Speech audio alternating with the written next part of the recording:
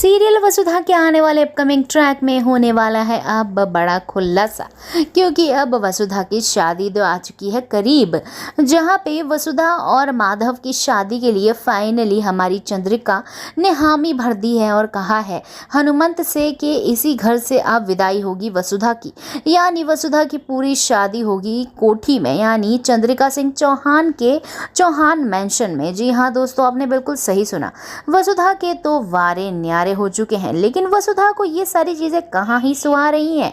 उसको तो केवल यही दिख रहा है कि देव सर से उसकी शादी हो चुकी है और अब वो इस घर की बड़ी बहू है। इतना भी दिमाग वसुधा में नहीं है कि उसको जो इतनी अपॉर्चुनिटी मिल रही है एक नौकरानी की हैसियत से, उसमें खुश रहना चाहिए।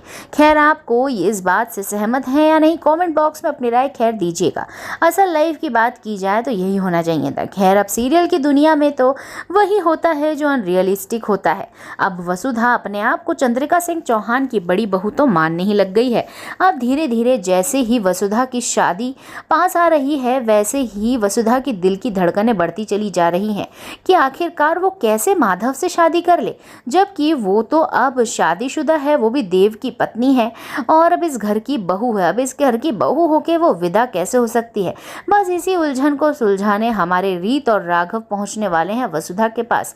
यानी सीरियल जाने अनजाने हम मिले और सीरियल वसुधा का कोलैबोरेशन हम सभी को देखने को मिलने वाला है, जहां पे रीत और राघव वसुधा की हेल्प करने पहुंच जाएंगे और उसे कहेंगे कि जहां पे डेस्टिनी ने तुमको देव के साथ शादी करवाई है, उसके साथ बांधा है, तो तुम्हें माधव को नहीं परेशान करना चाहिए। तुमको माधव को जाके सीधे सीधे सारा सच देव के बारे में बता देना चाहिए, अपनी सारी फीलिंग्स बता देना चाहिए।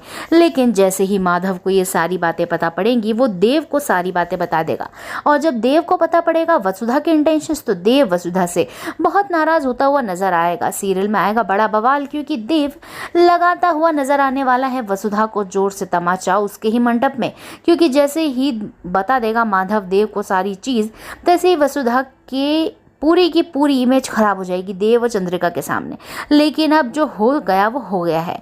अब कैसे ये देव एक्सेप्ट करेगा वसुधा को एज अ वाइफ, देखना काफ़ी मज़ेदार होगा, क्योंकि माधव और वसुधा की शादी तो फाइनली रुक ही जाएगी, क्योंकि अब वसुधा ने ठान लिया है कि वो माधव से शादी नहीं करेगी। वहीं पे अब कैसे देव एक्सेप्ट करेगा वसुधा को, देखना मज़ेदार होगा। तो क्या आप देव और वसुधा की जोड़ी को पसंद करते हैं और अब चाहते हैं कि दोनों साथ रहें, तो लाइक करके इस जोड़ी को प्रमोट जरूर करिएगा।